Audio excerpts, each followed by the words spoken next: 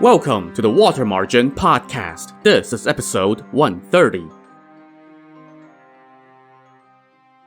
Last time, after a couple bloody defeats at Black Dragon Ridge, Song Jiang found a back road over the ridge and he set about attacking the key rebel stronghold of Mujo Prefecture. But before his siege could produce results, he got word that a rebel relief force had arrived. So he sent the husband and wife team of Wang Ying, the Stumpy Tiger, and Hu Sanniang, the 10 feet of steel, at the head of 3,000 troops to go conduct recon. Wang Ying and Hu Sanniang soon ran into the front column of the rebel relief force, which was led by Marshal Jiang. Without exchanging a word, Marshal Jiang rode out and started trading blows with Wang Ying. After a few bouts, Marshal Jiang suddenly started muttering an incantation, and then he shouted, "Speed!" A stream of black vapor immediately shot out from the top of his helmet, and amid the vapor stood a giant divine warrior in golden armor, swinging a big staff down at Wang Ying. Wang Ying panicked for a moment, and that was all the opening Marshal Jiang needed as he ran his spear through Wang Ying, sending him off his horse. Watching her husband fall from the saddle, Hu Sanniang galloped out. After just one bout, Marshal Jiang turned and fled. All Hu Sanniang could think about was avenging her husband, so she kept up a hot pursuit. Suddenly, Marshal Jiang latched his spear, reached into a pouch around his waist, pulled out a gold-plated bronze brick, and hurled it at Hu Sanniang. She was not expecting it, and it struck her right in the face, and she fell dead to the ground. Marshal Jiang now turned around and put the Song forces to flight. The remnants of the recon team scrambled back to camp and told Song Jiang what happened. When he heard that Wang Ying and Hu Sanniang had been killed, he was incensed, and he immediately mobilized 5,000 men, along with Li Kui the Black Whirlwind and the 2 shield bearers, to go meet Marshal Jiang. When Song Jiang saw the enemy, he could not contain his anger. He rode out to the front line, shouting, "How dare you rebels kill my officers!" Marshal Jiang rode out to fight Song Jiang, but a furious Li Kui charged out with twin axes held high. His 2 shield bearers quickly followed to defend him. The 3 of them charged right at Marshal Jiang, and he quickly turned and rode back into his own lines. The trio followed him into the enemy lines. Fearing that Li Kui might get hurt, Song Jiang sent his 5,000 men pouring into the enemy, scattering the rebels. Song Jiang then ordered his troops to fall back. The 2 shield bearers escorted Li Kui back, but just then, dark clouds gathered all around, turning day into night and making it impossible to see the roads. This was Marshal Jiang working his black magic, and Song Jiang's troops now stumbled around lost and began to fall into disarray. Looking up, Song Jiang lamented, "Could this be where I meet my end?" The clouds lingered until early afternoon, and when they lifted, Song Jiang saw giant divine soldiers all around. The sight of these supernatural warriors sent Song Jiang's men to their knees, awaiting their death. Song Jiang himself dismounted and surrendered, shouting, "Grant me a quick death!" as he crouched to the ground. Suddenly, he heard the sound of rain and wind, but saw no one. All his soldiers covered their faces as they awaited their death, expecting to meet with a sharp blade any second. But momentarily, the wind and rain passed, and not a single blade had appeared. Suddenly, Song Jiang felt someone take him by the arm, saying, "Please get up." He looked up and saw a scholar reaching out to him. Surprised, Song Jiang stood up, offered his greetings, and asked the scholar for his name. "My name is Shao Jun," the scholar said. "I have always lived here. I came specifically to tell you that Fang La's time is nearly up. He will be defeated within 10 days. I have helped you many times, even though you are surrounded at the moment. A relief force has arrived. Do you know that?" "Sir, when can I capture Fang La?" Song Jiang asked. But just then, the scholar gave him a shove and Song Jiang startled awake, discovering that it was all a dream. As he looked around, he realized that all the giant soldiers that he had seen earlier were actually just pine trees. So he shouted for his men to start searching for a way out. By now, the clouds had dissipated and the sky was clearing up. Soon, they heard shouts coming from outside the pine forest. So Song Jiang and his troops charged out of the woods. There, they saw Lu Zhishen the flowery monk and Wu Song the pilgrim leading a relief force and fighting Marshal Jiang's men. As the fighting was getting hot, the rebels' astrologer Bao saw Wu Song charging at Marshal Jiang, so he quickly dispatched his magical occult universe sword, which flew into the sky and came crashing down at Wu Song. It struck Wu Song on his left arm, and Wu Song started bleeding profusely and passed out. Fortunately, Lu Zhishen charged in and rescued him and took Astrologer Bao's magic sword. But they discovered that Wu Song's left arm was all but severed, just hanging on by a little bit. When Wu Song came to and saw the condition of that arm, he gritted his teeth and sliced the arm off with his own saber.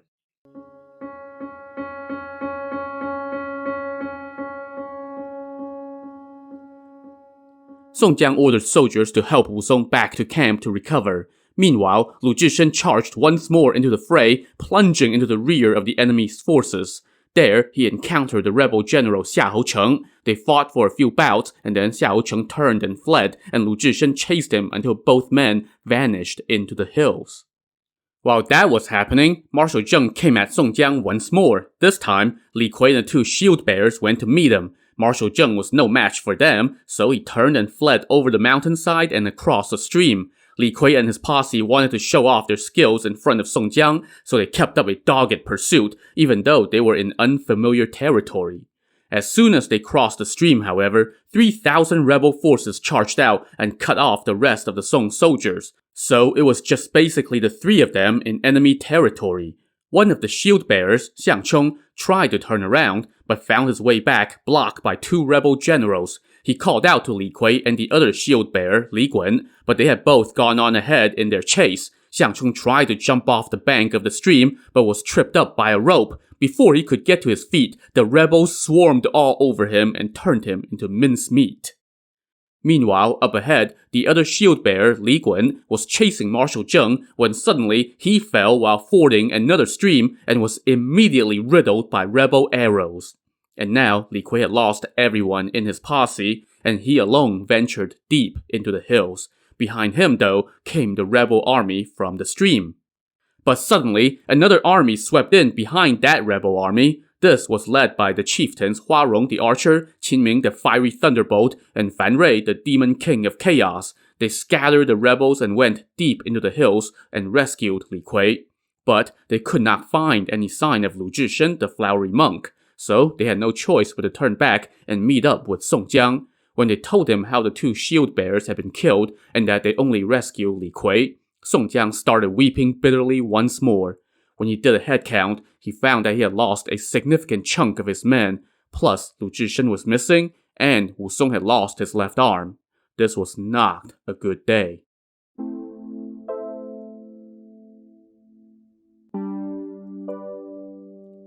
Just as Song Jiang was crying over yet more casualties, scouts reported that his strategist Wu Yong, along with 4 chieftains, were coming on the river with 10,000 men. Song Jiang received them and asked why they were there. Wu Yong told him, "Chancellor Tong Guan has led his own forces and generals to the foot of Black Dragon Ridge. We have left only 13 chieftains to defend the camp. The rest are here with me." Song Jiang now brought them up to speed on that day's losses and told Wu Yong, "Wu Song is now a cripple and Lu Zhishen is missing. I can't help but be grief-stricken." Sounding like a broken record, Wu Yong once again told him, "Brother, you must take a broad view of things. Right now is the time to capture Fangla. You must focus on the important affairs of state rather than let grief about your brothers harm your health." Song Jiang then told Wu Yong about his trippy little dream encounter with the mysterious scholar, and Wu Yong said, "Since you had such a remarkable dream, there might be a temple nearby, and its patron deity appeared to save you." So he and Song Jiang now walked into the forest to see if they could find such a temple. And sure enough, before long, they spotted a temple among the pine trees, sporting a plaque with golden characters that said, "Temple of the Black Dragon Spirit." They entered the temple and were taken aback. The idol of the dragon spirit bore a remarkable resemblance to the scholar in Song Jiang's dream. Song Jiang now bowed to the idol and said, "Thank you, dragon spirit, for saving me. I hope you can help me again. If I can pacify Fangla, I shall inform the court and have your temple rebuilt and confer an exalted title on you." Then, he and Wu Yong looked around the temple and saw a stone tablet that told the legend of this dragon spirit. As it turns out, this Shao Jun was a scholar from the Tang Dynasty centuries ago. After failing to place on the imperial exam, he drowned himself in the river. The Emperor of Heaven took pity on him and made him a dragon spirit, and he has been granting the locals wishes for wind and rain ever since, so they built this temple to offer sacrifices to him. Seeing this, Song Jiang ordered his men to prepare a black pig and a white sheep and held his own sacrificial ceremony. After that, he walked around the exterior of the temple with Wu Yong, pointing out to him how all the pine trees had been turned into giant soldiers. And according to the novel, that temple apparently remained to the day when the novel was written, and the pine forest also remained standing. After that little diversion, Song Jiang returned to camp and discussed military matters with Wu Yong until midnight. At that point, he got really tired and lay down in his tent. Suddenly, someone reported, "Scholar Shao is here." Song Jiang quickly sat up, went outside, and saw the dragon spirit Shao Jun, who said to him, "If not for my help yesterday, the pine trees that astrologer Bao turned into soldiers with black magic would have captured you already. I have come to thank you for the sacrificial ceremony, and to tell you that Mujo Prefecture will fall soon, and Fang La will be captured within 10 days. Song Jiang was just about to invite the scholar into his tent to ask him for more details, but a sudden wind blew, and he awoke in his tent, realizing that it was yet another dream.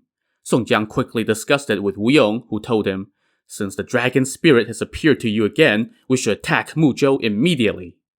Song Jiang agreed, so when dawn broke, he ordered his main army to advance on the prefecture. He left the chieftains Yan Shun, the multicolored tiger, and Ma Lin, the iron flute deity, to guard the main thoroughfare leading to and from Black Dragon Ridge. He then appointed Guan Sheng the Great Saber, Hua Rong the Archer, Qin Ming the Fiery Thunderbolt, and Zhu Tong the Lord of the Beautiful Beard to lead the attack on Muzhou, laying siege to the north gate. He also instructed Ling Zhen the Sky-Quaking Thunder to aim his mother and son cannons at the city, and the shots sent tremors throughout the city and struck fear into the hearts of the rebels, sending them into disarray. Inside Muzhou Prefecture, astrologer Bao and Marshal Jiang discussed the situation with the rebel officials and officers defending the city. They decided that the best course of action was to fight it out. So Marshal Jiang led 2 generals and a dozen or so lieutenants and came out of the north gate with some crack troops. Seeing this, Song Jiang told his army to back up the length of half an arrow's flight so that the 2 sides had space to line up and prepare for battle. Meanwhile, astrologer Bao sat atop the city wall to watch the action, along with the right prime minister and other rebel officials.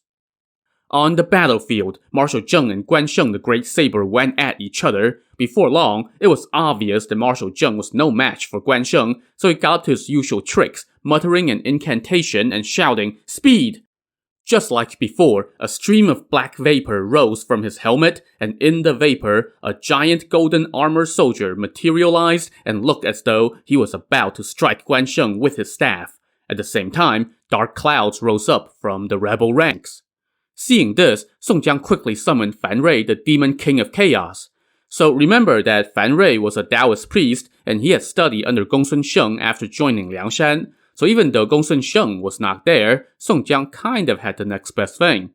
Fan Rui started working his counter magic, and Song Jiang also read the wind-breaking spell from his divine scrolls. As they did so, a white cloud rose up from Guan Sheng's helmet, and within this cloud, another divine warrior appeared, this one riding a black dragon and holding a mallet.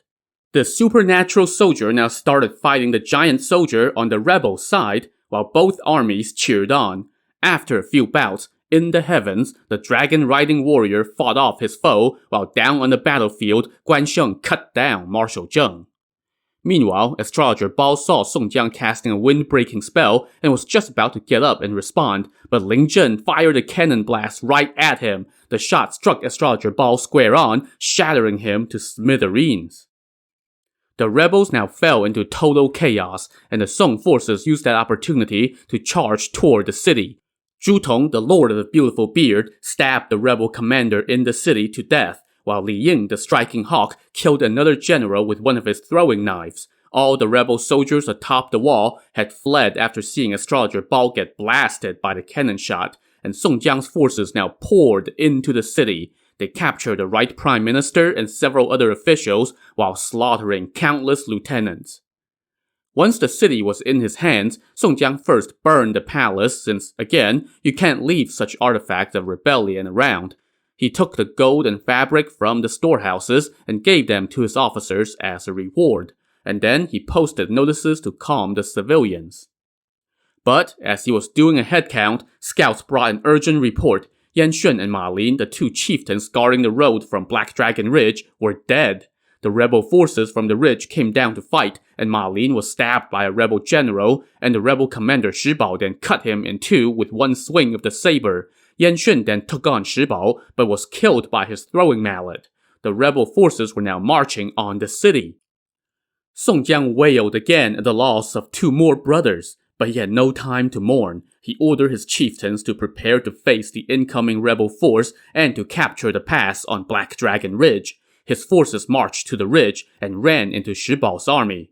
"Rebel, how dare you kill my brothers!" Guan Sheng the Great Saber cursed. Shi Bao had traded blows with Guan Sheng before and had no desire to do it again, so he fell back up the ridge, but ordered one of his generals to come down and fight Guan Sheng. The two had traded blows for only 10 bouts when suddenly, the rebels on the ridge rang their gongs to signal retreat. Guan Sheng did not give chase, but the rebel forces on the ridge had already fallen into disarray. So Shi Bao was so focused on fighting Song Jiang on the east side of the ridge that he forgot to watch the west side, and the army led by Tong Guan, the Chancellor of Military Affairs, used that opening to charge up the ridge. One of Tong Guan's generals even killed one of the rebel generals on the way up. So, wow, Tong Guan actually did something right for a change. I'm as shocked as you are. But what happened next was not really a shock anymore. The Halberd twins Lu Fang and Guo Sheng were leading the charge up the west side of the ridge, but as they rode up, a giant boulder came flying down and crushed Guo Sheng. Lu Fang, meanwhile, found himself in a dogged fight against another rebel general. At one point, they both ditched their weapons and grabbed hold of each other. As they tangled on the steep mountainside, their horses lost their footing, and in the blink of an eye, both warriors and their horses went flying down the cliffside to their mutual deaths.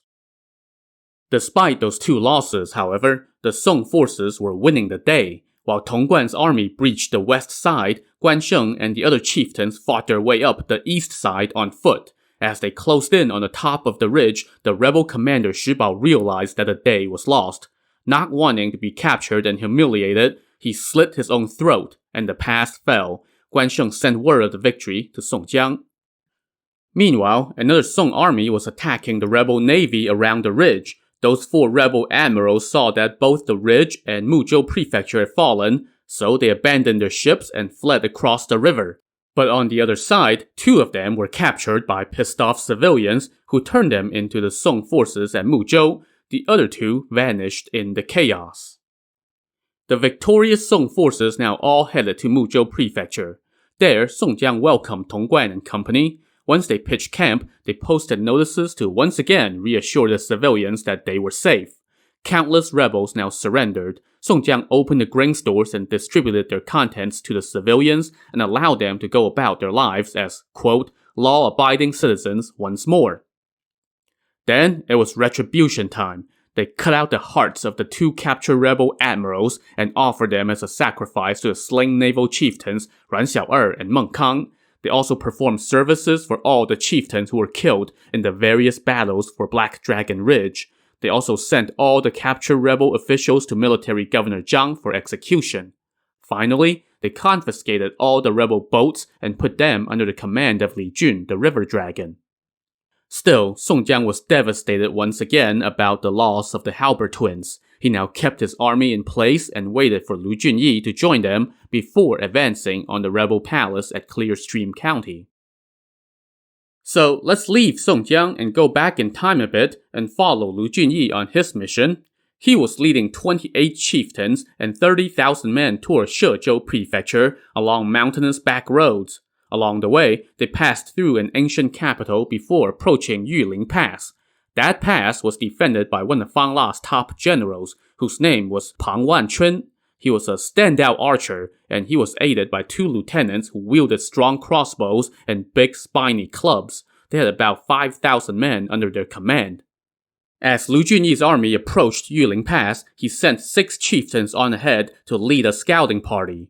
These 6 were Shi Jin, the 9 tattooed dragons, Shi Xiu, the daredevil, Chen Da, the stream-leaping tiger, Yang Chun, the flowery serpent, Li Zhong, the tiger-slaying general, and Xue Yong, the sick tiger.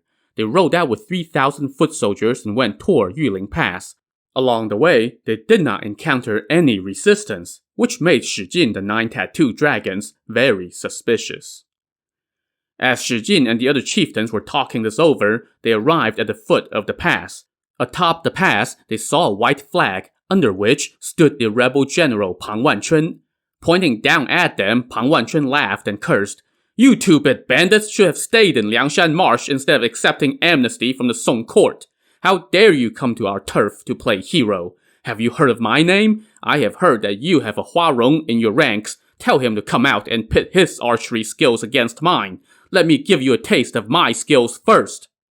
Before he finished talking, Pang Wanchun had already unleashed an arrow, and it struck Shi Jin, sending him off his horse. The other 5 chieftains rushed forward and helped him back onto his saddle, and then they fell back. But just then, a gong sounded from the hills, and a blanket of arrows came flying out from the pine forests on both sides of the road.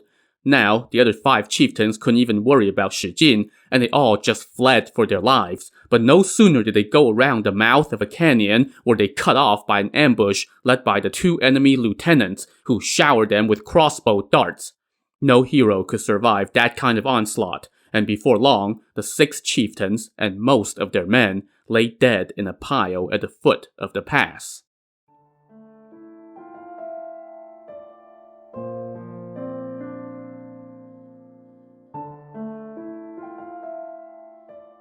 So, ouch. That was a lot of guys to lose in one go. This part always hurts whenever I read a novel, especially because it killed off some favorite characters like Shi Jin and Shi Xiu.